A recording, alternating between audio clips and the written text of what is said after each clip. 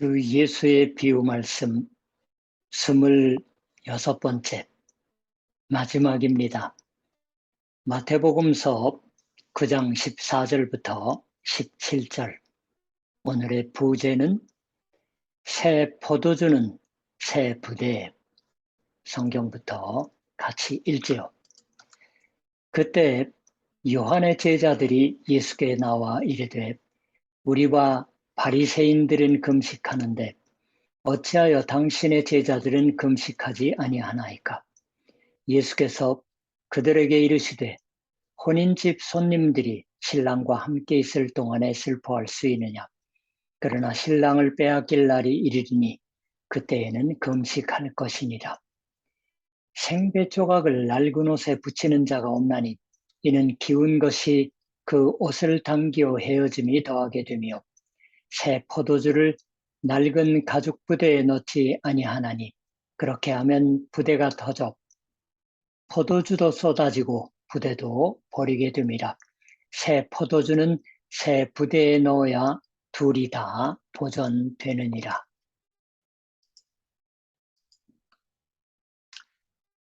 여러분과 같이 2020년 7월 8일부터 오늘까지 유튜브를 통해서 세 가지 주제를 가지고 배우고 있습니다. 주 예수의 비유 말씀은 2022년 2월 16일부터 우리가 계속 들어왔지만 오늘 그 모두의 맨 마지막이 됩니다. 복음서가 기록하고 있는 주 예수의 비유 말씀을 전부 읽으려고 생각하면 아직도 열거할 수가 있습니다. 그렇지만 이제 그 여유도 없습니다. 또 생각해보면 여기서 일단락이 되어지는 것도 우리에게 있어서 복인 것이다라고 생각합니다. 왜냐하면 참으로 많은 것을 배워온 듯하고 실제로 주 예수께서는 실로 갖가지 비유 말씀을 남겨주셨지만 거기서 이야기하고 있으시는 것 혹은 우리가 알아들을 것을 주 예수께서 구하고 있으시는 것은 그렇게 많지는 않기 때문입니다. 거기서 알아들어야 할 것, 그 중심에 있는 것이 대체 무엇이었나? 그것은 지금까지 몇 번이고 반복해 왔었고 특히 지난 회 얘기에서 새삼 그걸 강조드렸습니다. 마지막에 여러분과 같이 배우고 싶은 것도 똑같은 중심적인 메시지인 것에는 변함은 없습니다. 다만 그것을 조금 더 딴 방면에서부터 알아듣고 싶습니다. 지금 우리가 읽은 이 주 예수의 말씀도 이는 비유 말씀이라기보다도 오히려 비유를 써서 말씀하고 있으시는 가르침이다라고 이해하는 편이 좋을지도 모릅니다. 이 말씀 가운데에서 아마 가장 잘 알려져 있는 것, 적어도 그리스도인이 아닌 분일지라도 어딘가에서 들은 적이 있다. 그렇게 생각하시는 건 새 술은 새 부대라는 말이라고 생각합니다. 옛날 사람들이 포도주, 물, 그러한 액체를 가져가는데 물론 항아리를 쓰거나 할 적도 있겠고 여러 가지 나르는 방법도 생각했을 테지만 가죽 부대 속에 넣어서 들고 다니는 것도 많았습니다. 특히 포도주를 그같이 했던 듯합니다. 그때 새 포도주를 새 가죽 부대에 넣지 않고 낡은 가죽 부대에 넣어버리면 부대가 터져버린다. 이것은 당시의 사람들의 일상적인 생활의 경험에서 생겨나는 지혜였던 듯합니다. 그처럼 일상, 누구든지 알고 있는 경험, 일들, 그런 것을 나타내는 말을 여기서 주 예수께서 쓰고 있으시므로 이 같은 가르침을 이야기한 건 주 예수께서 처음으로 나는 것이 아니라고 생각하면 됩니다. 말하자면 누구나가 알고 있는 것을 말하셨다. 그럴지도 모르겠어요. 그러나 모두가 알고 있는 것이고 게다가 그리스도인이 아닐지라도 즉 예수를 잘 몰라도 일상생활의 상식에 속하는 지식을 말씀하고 있으시는 것 같으면서 그러나 여기서 주 예수께서 우리에게 호소하고 있으시는 것의 의미는 더 깊은 것입니다. 일반적으로는 이러한 식으로 생각할 수 있을 것이에요. 새 포도주는 새 가죽 부대에 넣지 않으면 안 된다.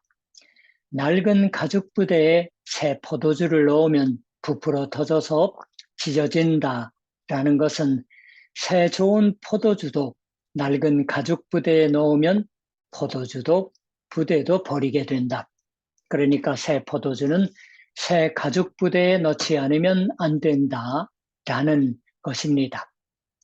그런데 포도주는 오래된 게 좋은 것이지만 오래되면 오래될수록 좋다라는 것도 아니라 새롭지 않으면 안 되는 포도주도 있습니다. 보조레 와인은 프랑스에서 오래전부터 마시고들 있는 포도주이지만 새롭지 않으면 안 됩니다. 제일 좋은 보조레 와인은 그 해에 수확한 포도에서 만든 와인이랍니다. 아무튼 오래된 것과 새 것을 같이 뒤섞고 하나로 해봤자 잘 될 리가 없다. 그러한 것이겠지요. 그것은 생활의 여러 장면에서 말할 수 있습니다. 그러나 주 예수께서 여기서 말하시고 있으시는 건 그걸 넘었어요. 더 다른 것이라고 생각합니다. 우리가 이제까지 거듭해온 비유 말씀의 배움에 있어서 안 것이 있습니다. 그것은 비유 말씀을 옛 시대의 말로서 읽어서는 안 된다라는 것이었어요. 예로부터의 생활의 지혜와 같은 것이라고 읽어서는 안 되었다라는 것입니다. 그러한 식으로 읽으면 알 수 없었던 거예요. 이건 완전히 새로운 것이다라고 이해했을 때 도련히 잘 알 수 있게 됩니다. 혹은 세상을 새롭게 하고 자기 자신의 생활 방식을 또 새롭게 하고 변혁해 주시는 말씀으로서 이것을 들을 때 그것을 알기 시작합니다. 그처럼 읽을 수 있느냐, 들을 수 있느냐 어떠냐, 그것이 중요한 것이었습니다. 세상을 새롭게 하고 자기 자신의 생활 방식을 또 새롭게 만들고 그리고 변혁해 주시는 말씀으로서 듣는다란 대체 어떠한 것인 걸까요? 얘기가 갑작스레 변하는 것 같지만 새하늘 찬송가 81장에 주는 귀한 보배라는 17세기에 독일에서 만들어진 찬송이 있습니다. 일본 기독교단의 산비가다이 니헨 거기에 93장과 같은 곡이에요. 근데 우리 제1당 기독교회 찬송가위원회가 일본 기독교단 출판국 산비가 이인가이가 편집해서 그 안에 소개해 주었는데 알아차리지 못했다고 생각합니다. 우리 81장 3절이 기쁨의 주 예수 우리와 함께하니 슬픔 없어라 라고 부르기 시작합니다. 산비가다이 니헨 규주 삼방은 와가 요로코비 나구사메나리 누시 라고 부르기 시작합니다. 산비가 다이 니헨 4절까지 있어서 그 4절이 잘 가거라 슬픈 일과 두려움 주께서 오신다 라고 노래합니다. 독일어의 원시이면 6절까지 있어서 삼비가 다이니헨 93장 4절은 그 마지막에 있는 독일어의 6절의 번역이라고 생각합니다. 근데 우리 찬송가 81장에는 이 가사가 빠져 있어요. 여기는 독일어의 원시를 직역하면 이러한 말이 됩니다. 슬픔의 영이여 가거라. 나의 기쁨의 장인 예수께서 들어오시니까. 여기서 장인이라고 번역한 건 독일어로 마이스터라고 말하지만 어딘가에서 들으신 적이 있으실 거예요. 지금도 독일에서는 일종의 도제제도, 길트가 살아 있습니다. 말하자면 손작업을 배울 때 먼저 마이스터에게 제자로 들어간다고 해요. 이른바 손에 직업이 되는 기술을 지니지 않으면 안 되는 것 같은 직업을 체득할 때에는 그냥 전문으로 가리키는 학교에 갈 뿐만 아니라 그 기술의 전문가, 이미 숙달하고 있는 사람에게 붙어서 수행합니다.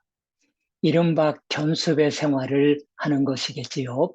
이 견습생을 맞이해서 제대로 가르칠 수가 있는 장인의 자격, 그 자격을 갖고 있는 사람이 독일어로 마이스터예요. 그러한 독일 사람의 생활에 결부된 말이 이 찬송에 등장합니다. 아쉽지만 그 가사가 81장에는 생략되어 있어요. 주 예수란 대체 누구시냐?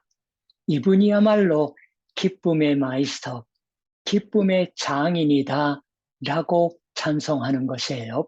우리가 기쁨을 거기서 배울 수가 있는 장인입니다. 장인이에요.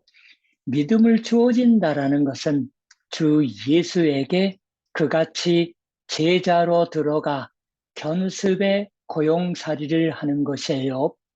견습의 고용살이를 해서 뭘 배우는 거냐 하면은 기뻐하는 것을 배웁니다. 이 기쁨의 마이스터, 장인인 주 예수라는 믿음은 지금 소개해드린 찬송가의 시인만이 아니라 제법 많은 신앙인이 이야기해 온 것이에요. 아니, 주 예수님 자신이 말씀하신 것입니다.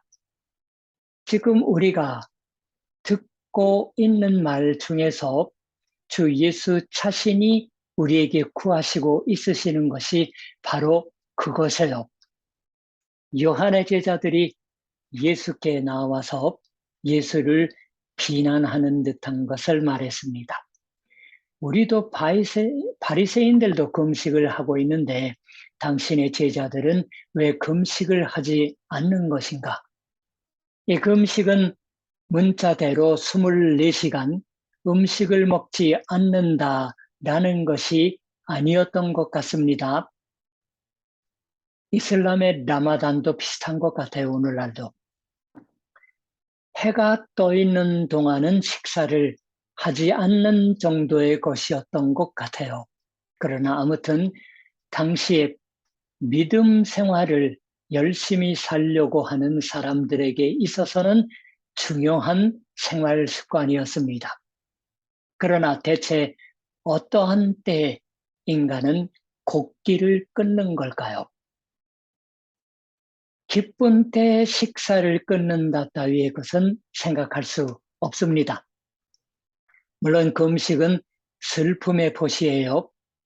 자기의 죄, 그리고 자기의 나라의 백성의 죄, 그걸 탄식하고 슬퍼합니다.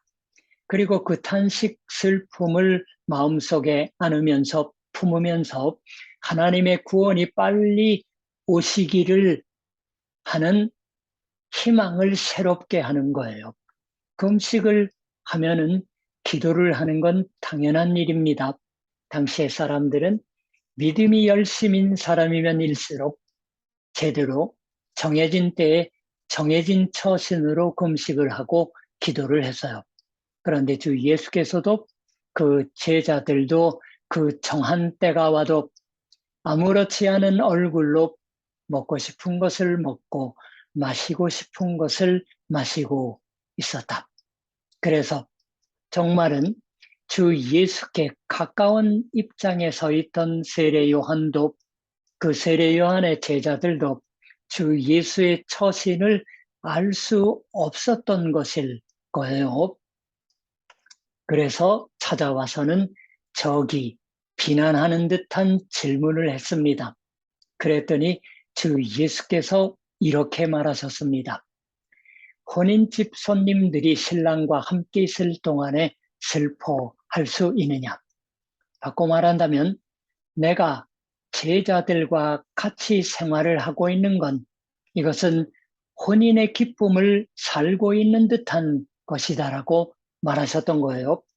기쁨대로 먹고 싶은 것을 먹고 마시고 싶은 것을 마시는 생활을 하고 있다. 그러한 기쁨의 때를 보내고 있는 것이어서 금식 따위를 할 필요도 없는 것이다라고 고하셨습니다.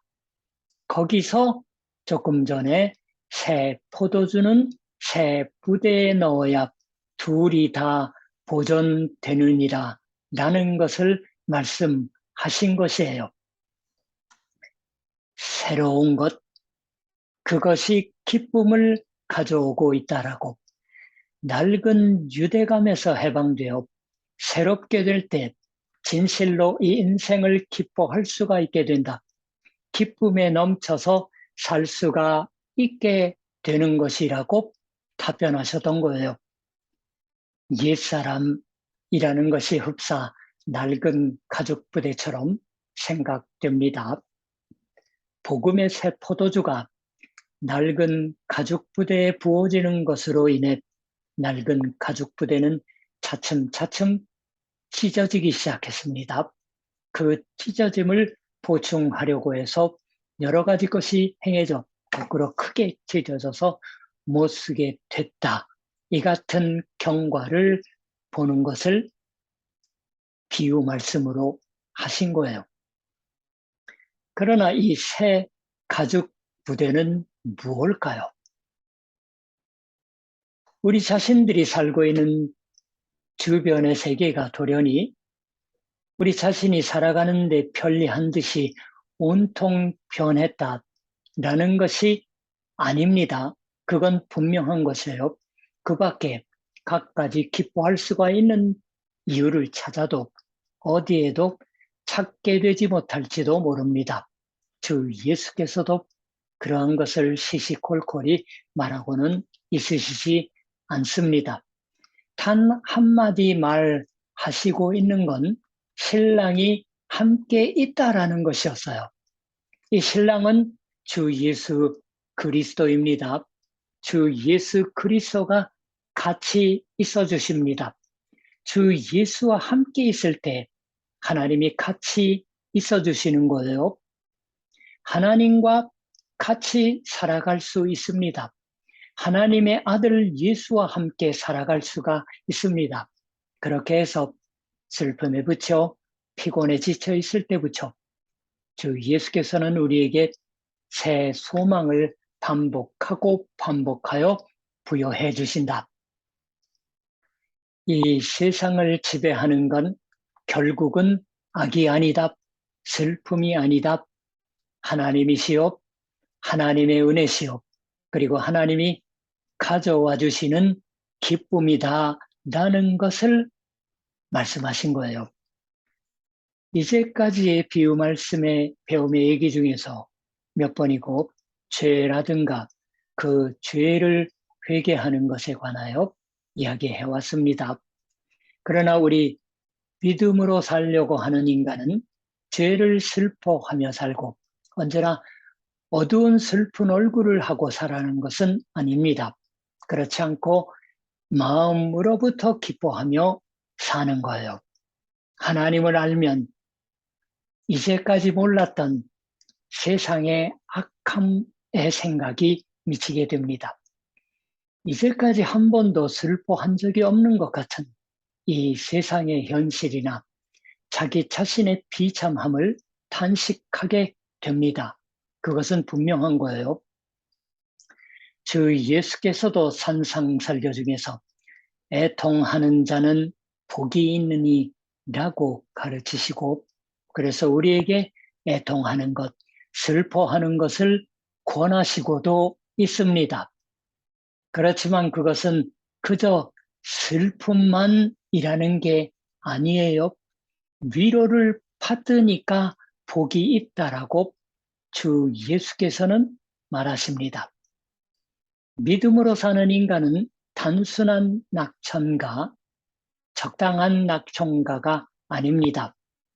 슬픔이나 번민을 제대로 알고 있는 사람이 믿음으로 사는 사람이에요. 누구보다도 깊이 슬퍼하는 것을 배웁니다. 그래서 애통하는 자는 복이 있나니 그들이 위로함을 받을 것이며라고 믿습니다.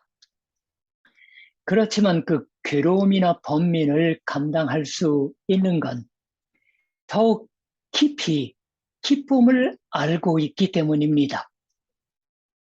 슬픔을 우리가 감당하는 것, 더욱 깊은 위로받음이 있기를 알기 때문인 것과 마찬가지예요. 진실한 고뇌를 하나님으로부터 배울 때 기쁨도 또한 하나님으로부터 옵니다. 기쁨의 장인 주 예수 그리스도로부터 옵니다. 거기서 또 하나 생각해 내주시지 않으면 안 되는 말이 있어요. 그것은 여기서 주 예수께서 이렇게도 말하시고 있으시는 것입니다. 그러나 신랑을 빼앗길 날이 이르리니 그때에는 금식할 것이니라. 신랑을 빼앗기다 말할 나위도 없이 주 예수께서 제자들의 손에서 빼앗기시는 걸 말합니다. 원수의 손에 넘어가는 겁니다. 그뿐인가 죽음 당합니다. 십자가에 달려져 버립니다. 인간의 악함, 이 세상의 악함, 그것은 주 예수를 십자가에 달 정도로까지 악했어요. 무서운 것이었습니다. 이건 실은 우리는 주 예수께서 십자가에 달리셔서 죽임 당하기까지 잘 아는 바가 없었습니다. 그러나 그것을 한번 알면 새삼 금식할 필요도 없을 만큼 슬픈 일로 되었습니다. 스스로 금식하고 싶어도 아무것도 없어요. 음식물이 목으로 넘어가지 않아 버릴 정도의 슬프고 고통스러운 일입니다. 지독한 슬픔이 여기 있습니다. 그러나 주 예수께서는 그 악, 그 죄를 자기 자신이 몸소 떠맡으신다라고 예고하셨어요. 그가 죄에서 자신이 십자가에 달려 죽으니까 정말로 새로운 세계가 생겨 나온다고 말하신 거예요. 아주 새로운 가죽 부대에 비유되어야 할 세계가 열린다라고 십자가를 뚫고 나가 주 예수께서는 다시 살아나셨습니다. 그리고 주 예수를 믿고 사는 사람에게는 다시 살아남의 생명이 약속되었습니다. 어떤 슬픔도 기쁨으로 바뀌어집니다. 어떤 슬픔도 밝은 소망의 빛 가운데서 달리 볼 수가 있게 됩니다. 거기서 이제 슬픔은 없다. 근본적으로 기쁨뿐입니다. 여기 당당히 들어오시는 기쁨의 마이스터, 기쁨의 장인, 나의 기쁨 그 자체인 주가 계십니다. 이 기쁨을 넣을 가죽 부대도 새롭게 되지 않을 수 없는 거예요. 기쁨 중에 살아갈 수가 있습니다. 이것이 비유 말씀으로 열심히 온 마음을 쏟아서 주 예수께서 우리에게 호소해 주셨던 말씀의 중핵에 있는 진리인 것입니다. 자, 그럼 여러분 모든 유튜브를 통한 비유 말씀의 배움을 여기서 마칩니다. 그러면 언젠가 다시 뵐지 모르겠어요.